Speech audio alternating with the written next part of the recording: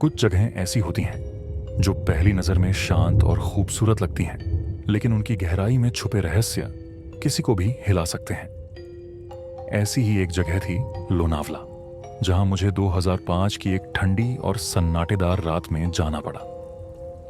मैं वहां किसी छुट्टी या मौज मस्ती के लिए नहीं गया था। ये एक ऑफिस कॉन्फ्रेंस का हिस्सा था, एक ऐसा काम जिसे मैं हर बार की तरह जल्दी खत्म करके घर लौटना चाहता था।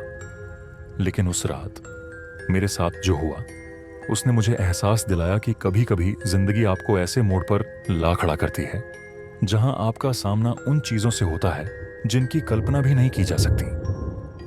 लोनावला की वो रात, ठंडी हवा के तेज झोंके, घने पेड़ों की अजीब सी खामोशी और सन्नाटा जो इतना गहरा था कि अपने ही कदमों की आवाज डराने लगी थी। ऐसा लगा जैसे हर चीज मुझे किसी अज्ञात रहस्य की ओर खींच रही हो। शुरुआत तो सब सामान्य ही लग रही थी। मैंने सोचा एक बड़े और पुराने हेरिटेज होटल में रात बिताना शायद ये अच्छा अनुभव होगा, लेकिन किसे पता था कि उस होटल की दहलीज पर कदम रखते ही मैं एक ऐसी दहशत से रूबरू होने वाला था जिसे मैं कभी नहीं भूल पाऊंगा। कहते हैं कि कुछ कहानियां सच्ची होती हैं, लेकिन वे इतनी भयावह होती हैं कि उन पर विश्वास करना मुश्किल हो जाता है। ये कहानी भी ऐसी ही है, एक ऐसी घटना जो न केवल मेरे लिए बल्कि वहां के लोगों के लिए भी एक रहस्य बनकर रह गई।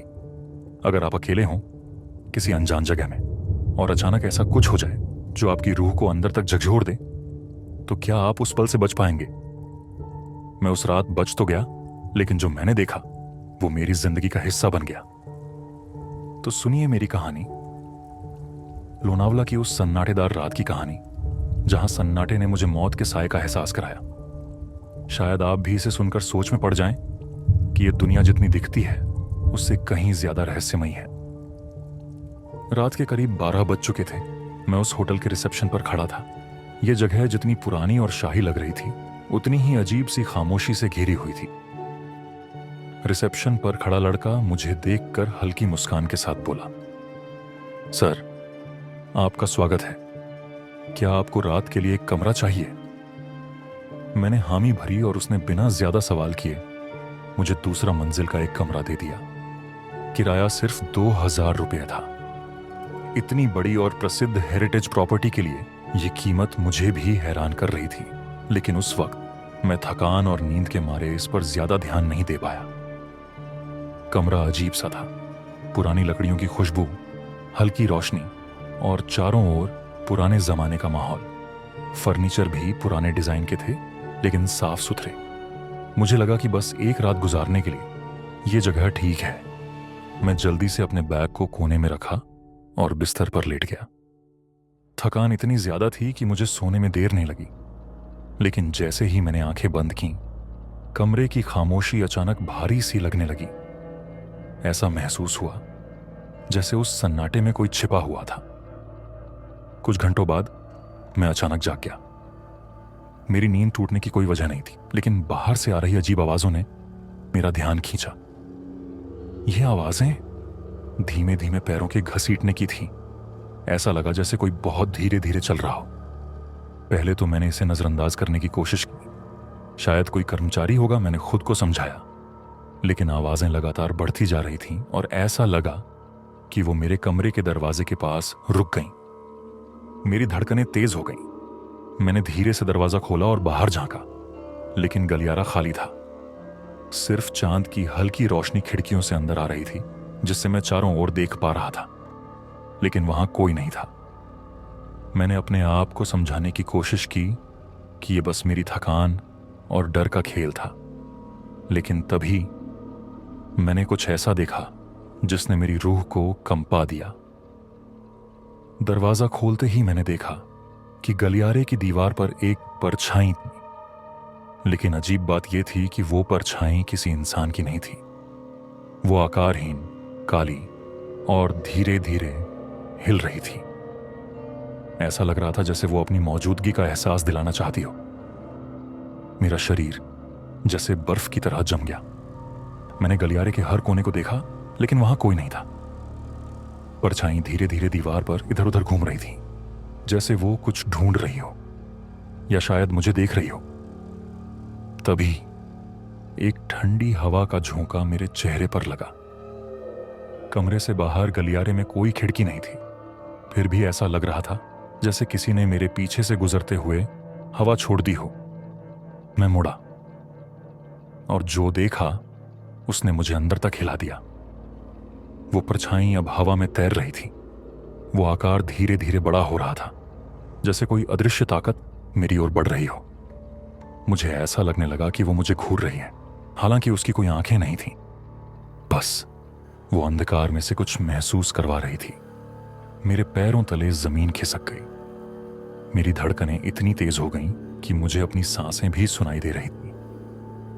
मैंने खुद को शांत करने की कोशिश की, लेकिन वो साया मुझसे कुछ ही कदम दूर था। उसकी मौजूदगी इतनी भारी थी कि मेरे शरीर के रोंगटे खड़े हो गए। मैं तेजी से अपने कमरे की ओर भागा।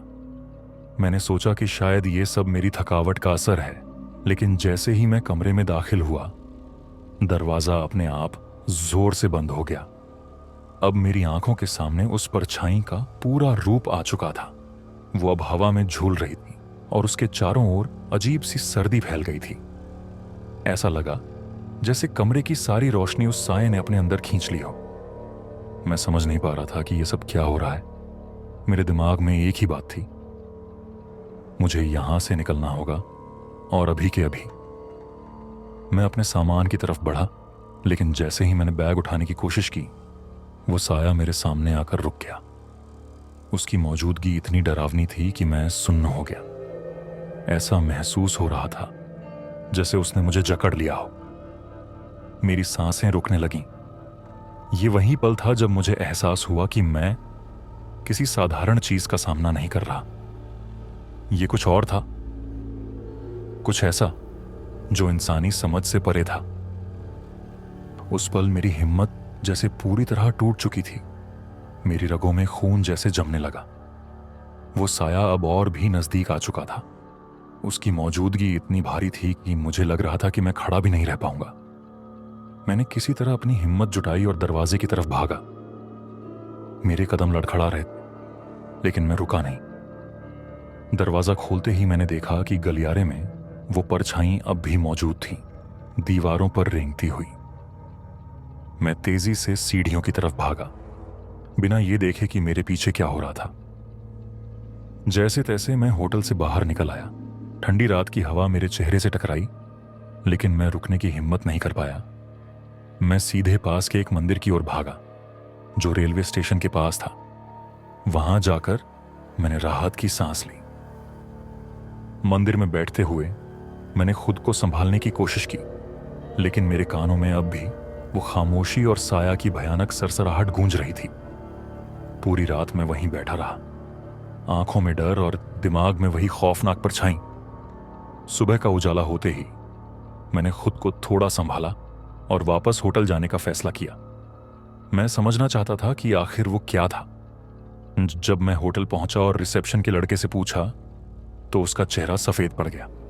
उसने बताया कि जिस कमरे में मैं रुका था, वो कमरा पिछले कुछ समय से खाली था। कुछ महीने पहले वहां एक औरत ने आत्महत्या की थी। वो कमरा बंद रहता था, लेकिन मेरी जिद और आधी रात में जगह की कमी के कारण उन्होंने मुझे वही कमरा दे दिया। उसने मुझसे माफी मांगी, लेकिन मेरे लिए अब माफी का कोई मतलब नहीं था। मैं जान चुका था कि उस रात मैंने जिस साये का सामना किया, वो कोई भ्रम नहीं था। वो साया उस कमरे की कहानी का हिस्सा था, एक ऐसा हिस्सा जो कभी खत्म नहीं होने वाला था। उस दिन के बाद मैंने कभी उस होटल या लोनावला का रुख नहीं किया। वो खौफनाक रात मेरी यादों में हमेशा के लिए दर्ज हो गई। मैंने ये कहानी आपको इसलिए सुनाई है ताकि आप समझ सकें कि इस दुनिया में ऐसी ताकतें हैं जो इंसान की समझ से परे हैं। अगर आप कभी ऐसी किसी जगह पर जाएं तो सतर्क रहें, क्योंकि कभी कभी सन्नाटा भी अपने अंदर अनकही कहानियां छुपाए रखता है। शायद वो साया अब भी उस कमरे में है, किसी और का इंतजार करता हुआ। लेकिन मैं कभी उस अंधेरे का सामना करने की हिम्मत नहीं जुटा पाऊंगा। तो याद रखें, जब भी आप अकेले किसी सुनसान जगह जाएं, हर कदम संभाल कर रखें, क्योंकि कौन जाने अगली बार सन्नाटे में कौन सी कहानी आपका इंतजार कर रही हो।